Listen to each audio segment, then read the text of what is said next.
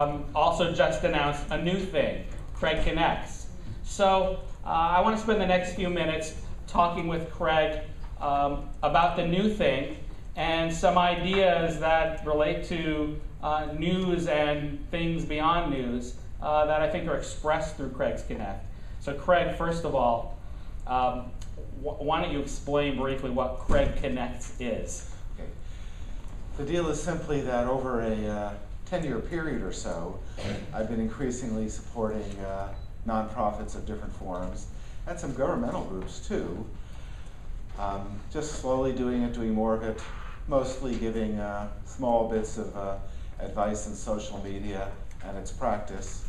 I'm no professional in the field, but if you know nothing, then I'm a relative expert. And some months ago I realized that, hey, maybe I'm supporting 20 or 30 nonprofits in either trivial or consequential ways. So I asked someone on staff to add them up for me, because I figured I really should know what I was doing. Not that it's required. And when they got done with all the groups, including governmental ones, the list was approaching 100 or so. At that point I realized I better get my act together. So first, Craig Connects is my way of standing up for, or just showing some respect for all the nonprofits that I'm involved with, because some of them are doing great jobs that, and they don't get the attention they deserve, and so I should do that. Secondarily, an objective I had was to try to find ways to get other people to do good things on behalf of these nonprofits, to pay attention to them, maybe to contribute either as volunteers, or maybe even to send some money in, that kind of thing. And then also I'm hoping that I could find ways to get the nonprofits to support each other in some areas. Let's say water for the developing world. There's groups which at first seem to compete, they don't, they overlap, and I'd like them to get to support each other. Finally, I talk to nonprofit professionals, and I hear things like, well, most of the nonprofits in the country are just fine, but there are nonprofits which are bogus, they're fake, and that there are some pretty good nonprofit evaluation sites popping up that do a better and better job of trying to promote the good nonprofits, the effective ones, the ones that can get stuff done, differentiating them from the ones who may be good at telling a good story and then cashing a check, and that's about it. So what I'm doing there is supporting the groups which do that, like Charity Navigator, GuideStar, greatnonprofits.org. Beyond that, well, a thriving press is essential to a democracy. So for some years I've been increasingly dragged into conferences like this. I've gone to 3 or so We Media events, some stuff at the Aspen Institute. I've learned how much I know about the news, how little I know about the news business. To repeat, I'm not in the news business. Writing is hard. You'll see that I realize that if you look at my writing, you'll see that I'm very much aware that I should keep my day job. But the deal is that now that I've gotten some insights at conferences like this, I've seen I've gotten a look at how the sausage is made. And rather than complaining about that, I figure, well, I can help make a more hygienic form of sausage, a more wholesome version. Again, the deal is, I know I don't know the business, I shouldn't tell anyone how to do it, but people have invited me in to like the Center for Public Integrity or Sunlight Foundation, other groups, and people have suggested maybe I can help out. Because apparently, without consciously intending to do it, I've become a kind of news consumer advocate. And as far as I know, I may be the news consumer advocate, trying to figure out, what people like me are happy to pay for in news. And since now and then I make an attempt at wit, I've been saying things like, trust is the new black. That's the big issue. I've been saying that, that an effective news industry in a country is the immune system of democracy, which was picked up at a certain rally for sanity recently.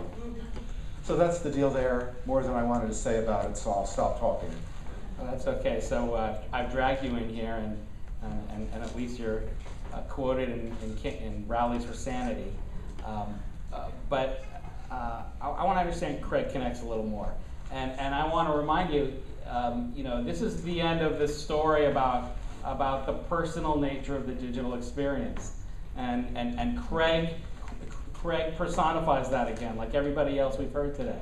So, think back to when you started Craigslist. Craig, it was really about you and people you knew. Pretty much so. This was I started in '95, having seen in '94 a lot of people, even in the early net, helping each other out, giving each other a break. That phraseology derives from my growing up in New Jersey, by the way. The deal is that I figured, well, my way of giving back will be to tell people about what I thought were cool art events involving arts and technology. I mean, it soon grew beyond that into stuff like industry launch parties and stuff like that. But the deal is I just started it as a pretty simple mailing list, and it just kept growing slowly but steady. It didn't have a name, as far as I was concerned, until the email list I was using broke, and I had to use a listserv, which meant it had to have a name. I was going to call it SF Events. People around me, smarter than me, told me to call it Craigslist, since they were already calling that. I should mention back then, I was using an email tool called Pine to make that happen.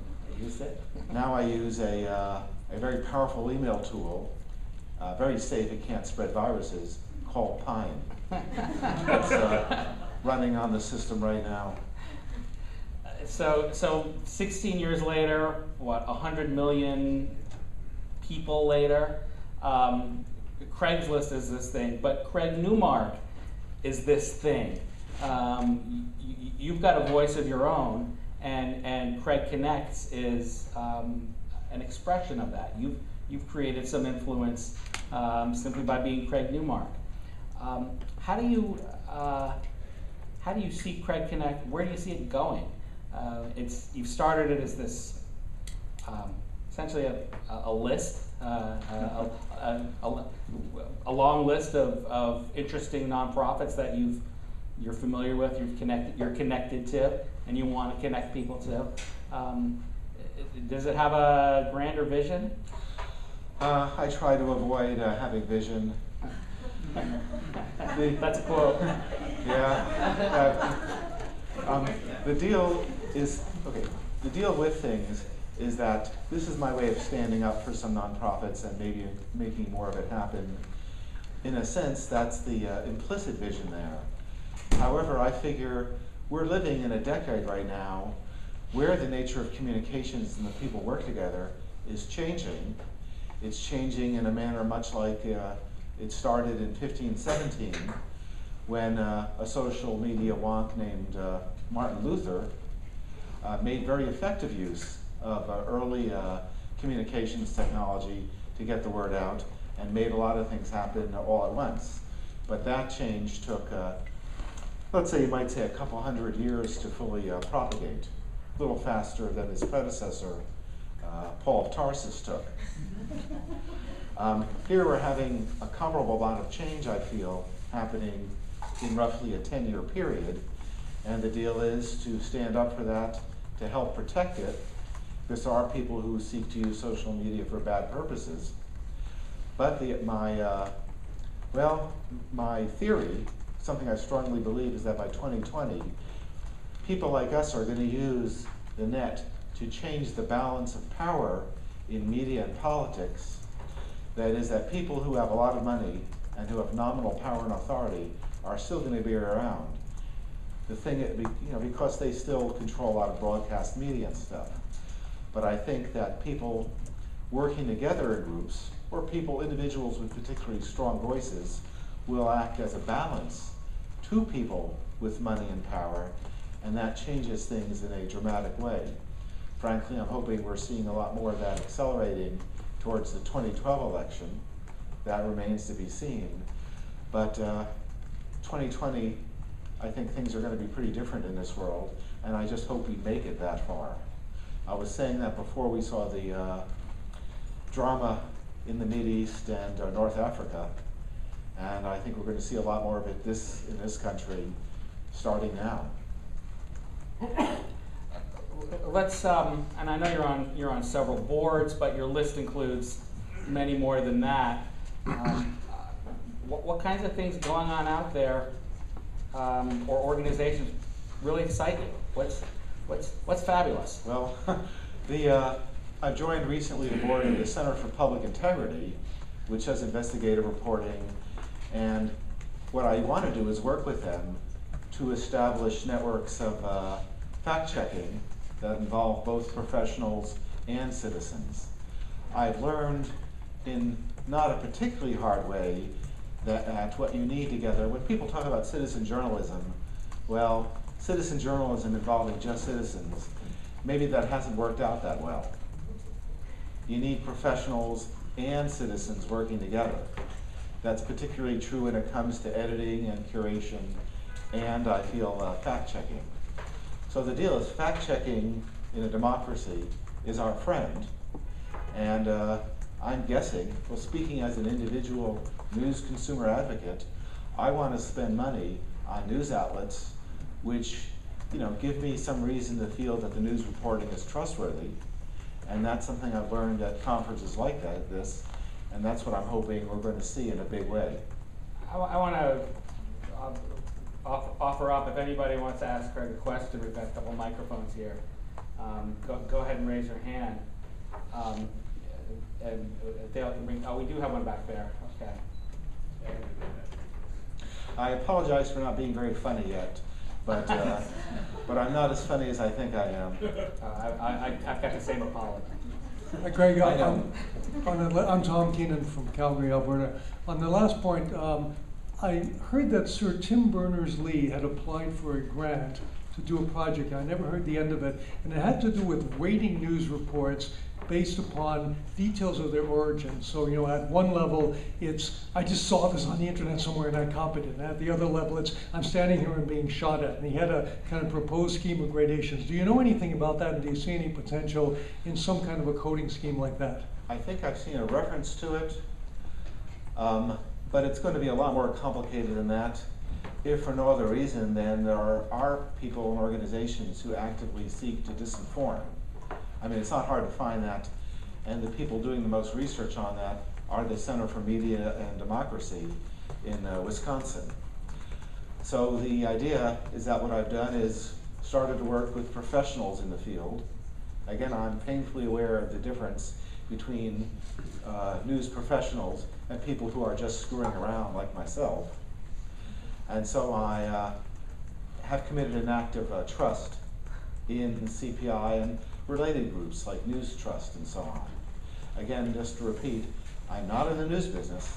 I'm not telling anyone how to do their job. I'm an advocate for I guess the kind of traditional news values that I've learned from people here. The deal is fact-checking, the separation of reporting and advertising and so on. Craig, one last question from me. So I want to kind of flip that idea a little, or ask you to respond.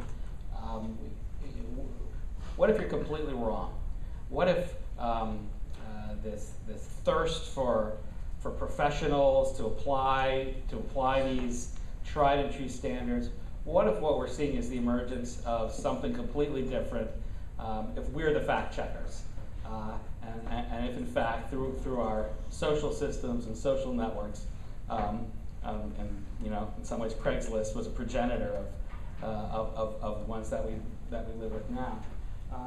What if we're all a lot smarter than you're giving us credit for?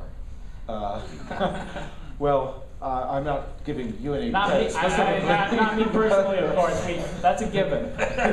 But the deal is that the faith that I have is that networks of professionals and citizens working together will somehow be the solution.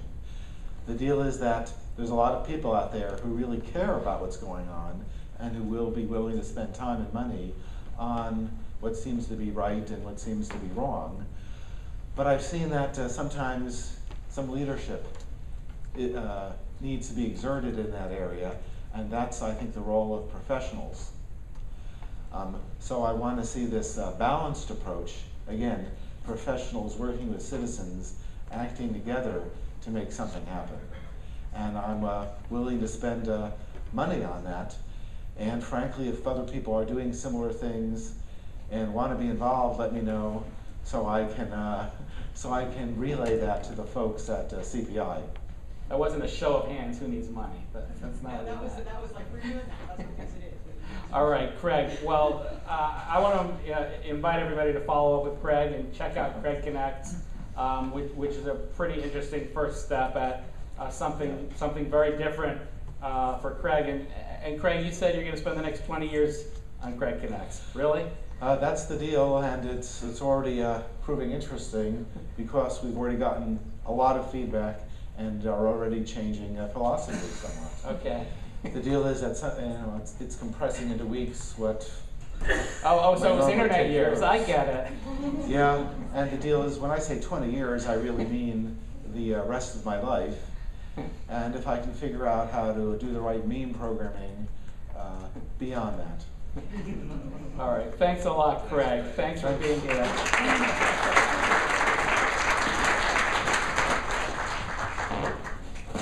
Okay. All right. The big announcement is coming. Yeah, the judges are back, and they're all, it looks like they're all tweeting their investment bankers over there on their mobiles. Are these on? There. Yes. Yeah, I think before, very quickly, I'm going to turn it over to Bill Weiss, the captain of the judges. A couple of acknowledgments first and afterwards. This is all made possible by two foundations. The first is the Excellence Ethics and Excellence.